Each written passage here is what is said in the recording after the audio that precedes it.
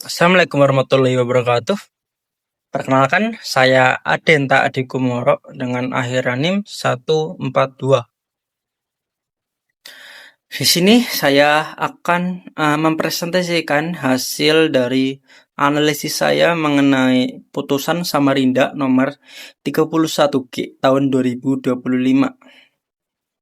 Ya, jadi kasus ini tuh bukan sekedar sengketa administratif, melainkan sebuah penegasan tentang batas wewenang peradilan dan bagaimana supremasi hukum harus berdiri tegak di atas kepentingan sektoral. Mungkin langsung kita masuk. Sengketa ini bermula dari benturan kepentingan antara Yayasan Melati sebagai penggugat dan pelaksana tugas Kadisdikbud Kalimantan Timur sebagai yang tergugat. Oke. Di tengah-tengah konflik aset ini tuh ada juga nasib kegiatan belajar mengajar ratusan siswa SMA Negeri 10 Samarinda yang menjadi taruhannya.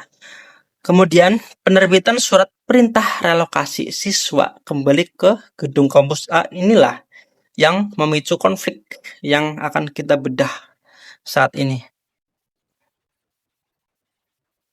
Mari kita lihat objek sengketa secara spesifik, yaitu surat nomor 400.3.8 garis miring 16254 garis miring Disdikbud .3 tanggal 10 Juni 2025, di mana isinya adalah perintah pemindahan kegiatan belajar mengajar SMA Negeri 10 Samarinda dari kampus B kembali ke gedung kampus A. Nah, Yayasan Melati ini tuh menuntut pembatalan surat ini dengan dalil adanya tindakan sewenang-wenang dan cacat wewenang dari pejabat yang menerbitkannya. Nah, tapi hasil akhirnya malah majelis hakim menjatuhkan putusan NO yang artinya gugatan ini tuh tidak dapat diterima. Untuk alasannya, PT UN Samarinda menyatakan tidak memiliki kewenangan absolut untuk mengadili perkara ini karena objek sengketa berada di luar yurisdiksi PT UN. Nah, tapi mengapa surat resmi pemerintah bisa dianggap di luar jangkauan PT UN? Ini alasannya. Oke.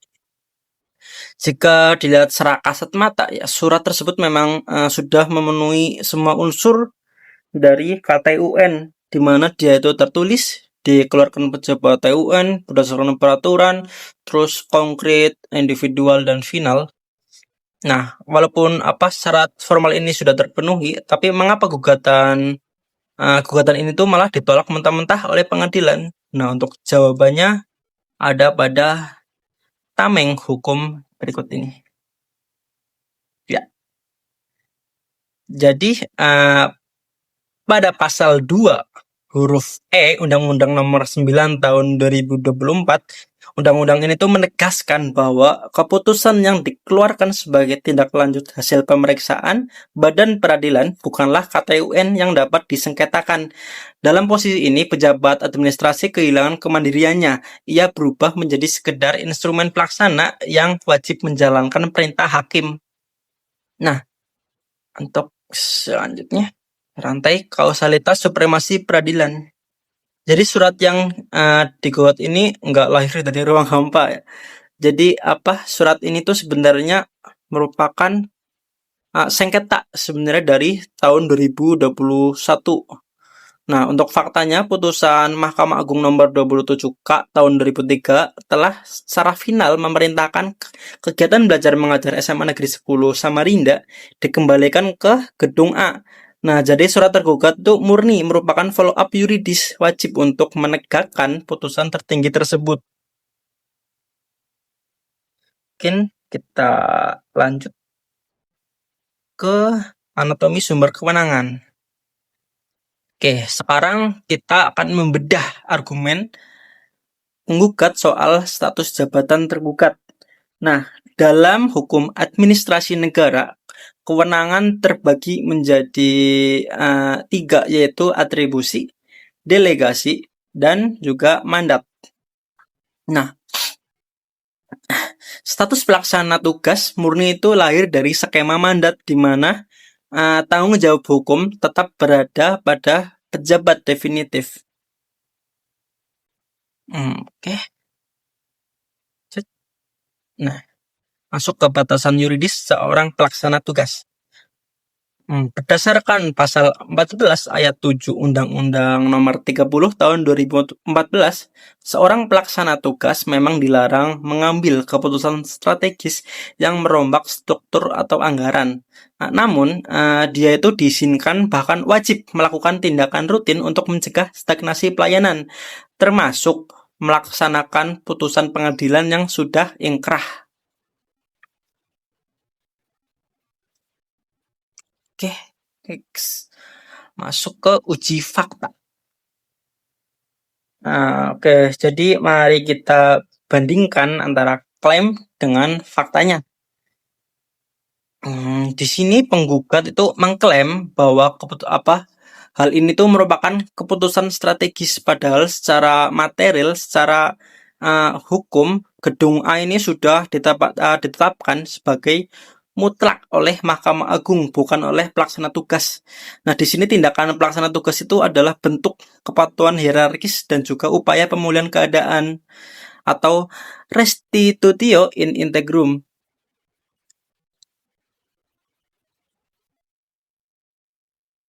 Oke, masuk ke fungsi ganda AUPB.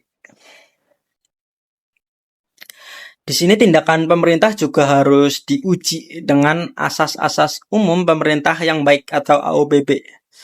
AUPB ini berfungsi ganda. Yang pertama sebagai pedoman etik bagi bagi eksekutif dan sebagai batu uji bagi hakim untuk menilai keabsahan suatu keputusan. Oke. Next. Masuk ke paradoks AUPB. Jadi muncul sebuah paradoks di sini.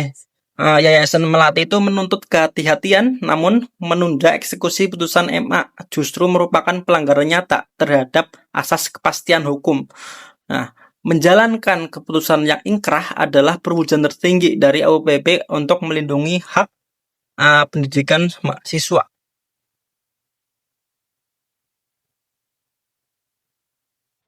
Masuk ke anatomi amar putusan.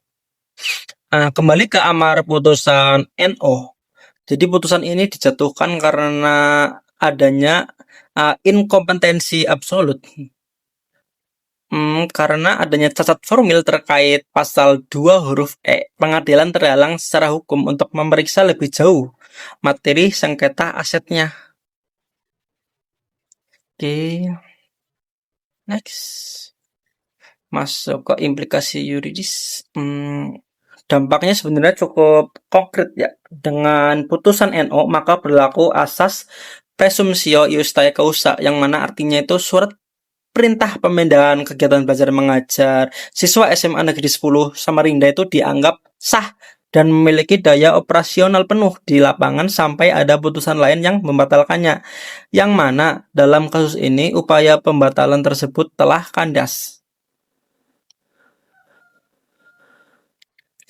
Oke. Sintesis konseptual, supremasi putusan peradilan. Jadi sebagai sintesis, sengketa ini membuktikan bahwa PT UN tidak boleh dijadikan alat untuk memblokir eksekusi putusan Mahkamah Agung sesuai adagium res judicata pro veritate habetur. Apa yang diputus hakim itu harus dianggap sebagai kebenaran. Kemudian alat administrasi negara wajib bertransformasi menjadi organ eksekusi. Oke, mungkin masuk ke resolusi, memulihkan kepentingan umum. Jadi putusan itu membawa resolusi penting. Yang pertama itu stabilitas administrasi tercapai, mata rantai konflik aset yang mendistorsi pendidikan terputus, dan yang paling utama hak konstitusional siswa SMA Negeri 10 Samarinda untuk belajar dengan tenang kembali terpenuhi. Selanjutnya, nah untuk penutup mungkin saya memberikan 3 saran atau rekomendasi. Yang pertama, untuk pemerintah provinsi Kaltim itu harus lebih tegas mengeksekusi tanpa ragu secara administratif. Yang ketiga, Yayasan Melati harus menunjukkan kepatuhan hukum demi masa depan anak didik.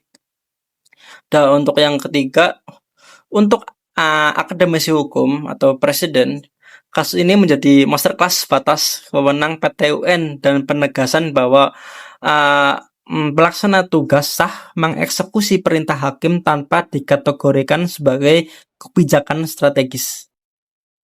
Mungkin sekian presentasi dari saya.